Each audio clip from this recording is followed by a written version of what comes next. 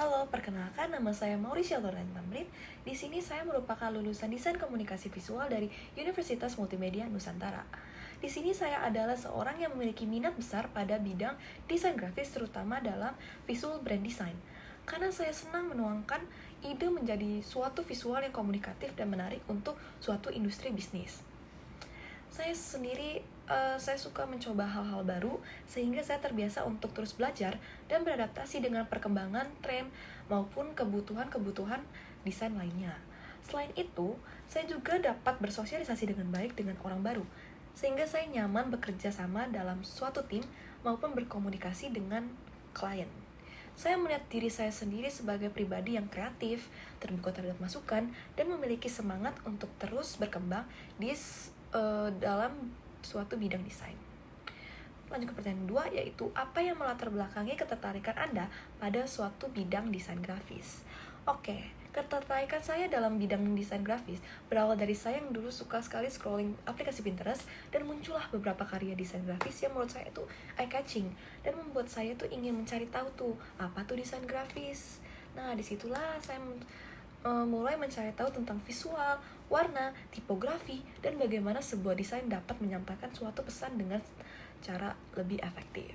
Saya merasa desain grafis bukan hanya soal membuat tampilan yang menarik, tetapi juga tentang memecahkan masalah, komunikasi melalui visual, dan tidak hanya itu aja, kayak setelah saya masuk ke dunia kuliah desain grafis, saya jadi lebih respect ke desainer-desainer di luar sana dan saya realize kalau dalam pembuatan suatu karya itu sangat memakan waktu yang cukup banyak dan tidak hanya gambar-gambar saja. 3.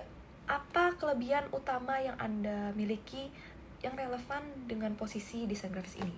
Kelebihan utama saya adalah saya memiliki kreativitas, kemauan belajar yang tinggi, dan kemampuan beradaptasi yang baik. Saya suka mencoba hal baru, sehingga saya tidak takut untuk mengeksplorasi ide maupun pendekatan desain yang lebih berbeda. Selain itu, saya juga mampu bersosialisasi dan berkomunikasi dengan orang baru. Dan menurut saya itu kemampuan yang penting bagi seorang desainer. Karena dalam proses kerja, kita pasti akan bertemu yang namanya klien, berdiskusi dengan tim, dan harus bisa menerima masukan dari klien. Oleh karena itu, saya juga termasuk pribadi yang terbuka terhadap feedback, sehingga saya bisa terus memperbaiki hasil kerja saya yang agar bisa sesuai dengan tujuan klien. Lanjut ke pertanyaan keempat, apa kekurangan atau keterbatasan saya sebagai seorang desainer? Menurut saya sadar bahwa terkadang saya bisa terlalu fokus pada detail-detail tertentu karena saya ingin hasil akhir itu benar-benar rapi dan sesuai ekspektasi saya. Namun saya juga terus belajar untuk menyeimbangkan antara kualitas desain dan efisiensi waktu, terutama ketika bekerja dengan adanya waktu deadline. Selain itu, saya merasa masih perlu terus menambah pengalaman dalam menghadapi berbagai jenis brief dan kebutuhan industri yang beragam. Karena itu, saya selalu berusaha terbuka untuk belajar, menerima masukan, dan mengembangkan kemampuan saya agar bisa menjadi desainer yang lebih dipercayai oleh klien. Lanjut ke pertanyaan 5, yaitu apa proyek desain Anda yang Anda kerjakan yang paling tuh merepresentasikan kemampuan Anda? Salah satu proyek desain yang paling merepresentasikan kemampuan saya adalah proyek yang dimana dunia kuliah saya yaitu VCD 2 yang dimana disuruh buat buklet informasi tentang suatu daerah yang dimana proyek itu mengharuskan saya untuk mengembangkan suatu konsep visual dari awal hingga final, jadi lebih ke bertahap dari brief, lalu riset segala sesuatu data, lalu sketsa hingga key visualnya.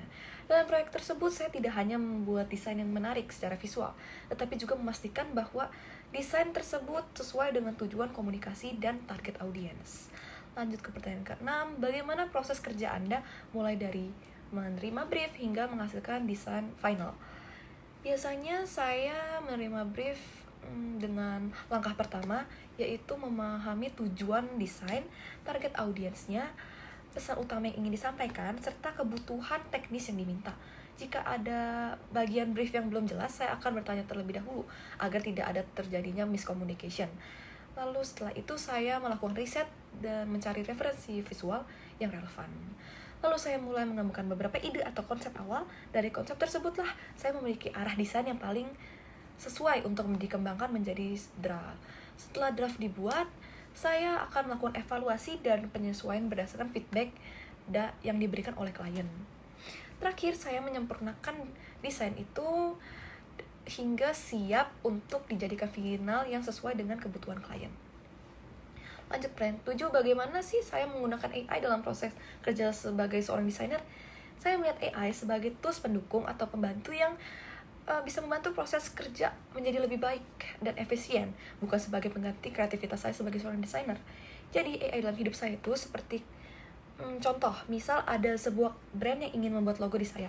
Jadi saya menggunakan AI ini untuk membantu saya dalam proses pencarian riset dari sejarah brandnya, tone of voice brandnya, siapa sih target audiensnya, ya seperti itu. Terlebih dalam AI, juga saya lebih suka validasiin ke AI jika data itu salah. Oleh karena itu saya tetap harus dicek riset mandiri agar nggak ada kesalahan antara saya dengan klien. Ya, bagi saya AI adalah alat bantu untuk mempercepat proses. Sedangkan nilai utama desain tetap berasal dari pemahaman saya terhadap brief yang diberikan dan kemampuan saya berpikir secara visual, serta pertimbangan saya secara estetika tentang komunikasi yang dibuat oleh saya sendiri sebagai seorang desainer. Lanjut ke pertanyaan 8, bagaimana cara saya menyikapi revisi atau masukan yang berbeda dengan pendapat saya?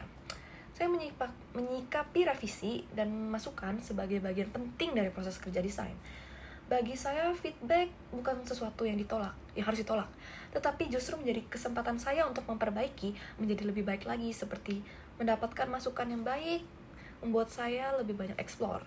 Oleh karena itu, saya berusaha mendengarkan terlebih dahulu dengan terbuka dan memahami alasan dibalik masukan tersebut. Tetapi jika saya memiliki pandangan yang berbeda, saya akan menyampaikannya secara profesional dengan alasan yang jelas dan tetap menghormati pendapat dari klien atau pihak lain. Namun pada akhirnya, saya akan menyesuaikan hasil desain dengan tujuan proyek dan kebutuhan yang paling tepat menurut saya. Sikap terbuka dan komunikasi yang baik sangat penting dalam menghadapi revisi, terutama dalam dunia desain. Lanjut ke pertanyaan 9, apa yang Anda lakukan jika menerima brief yang kurang jelas atau mengalami perubahan di tengah proses pengerjaan? Hal pertama yang saya akan lakukan adalah mengklarifikasi terlebih dahulu kebutuhan yang mengenai desain, seperti target audiensnya siapa, referensi visualnya, dan hasil yang diharapkan agar saya memiliki arahan yang lebih pasti sebelum mulai mengerjakannya. Jika terjadi perubahan di tengah proses, saya akan menyikapinya dengan tenang dan profesional.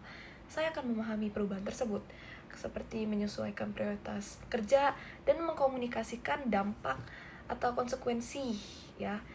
Lebih ke konsekuensi yang akan diterima sih jika ada perubahan, seperti kayak tetap ada deadline yang sudah tidak memungkinkan, ataupun saya bisa memberi ide yang bisa menyatukan ide saya dan ide klien biar sama-sama terjalankan. Jadi menurut saya sih fleksibilitas dan komunikasi sangatlah penting agar akhir tetap sesuai dengan kebutuhan tanpa mengurangi kualitas desain. Lanjut ke pertanyaan terakhir, menurut saya apa peran seorang desainer grafis dalam sebuah tim kerja? Menurut saya, peran seorang desainer grafis dalam sebuah tim adalah sebagai pihak yang membantu menerjemahkan ide, pesan, dan tujuan tim ke dalam bentuk visual yang efektif. Seorang desainer tidak hanya membuat tampilan yang menarik, tetapi juga berperan dalam memastikan pesan dapat tersampaikan dengan jelas kepada audiens. Selain itu, desainer juga berperan sebagai problem solver dalam komunikasi visual. Dalam tim, desainer perlu mampu bekerja sama, memahami kebutuhan divisi lain, dan memberikan solusi visual yang mendukung tujuan bersama. Jadi menurut saya, peran desainer sangatlah penting, karena desain menjadi jembatan antara ide dan penyampaian pesan kepada audiens. Mungkin sekian dan terima kasih atas kesempatan yang diberikan untuk saya untuk menjawab 10 pertanyaan wawancara ini. Besar harapan saya untuk dapat terus berkembang dan memberikan kontribusi terbaik sebagai seorang desainer grafis.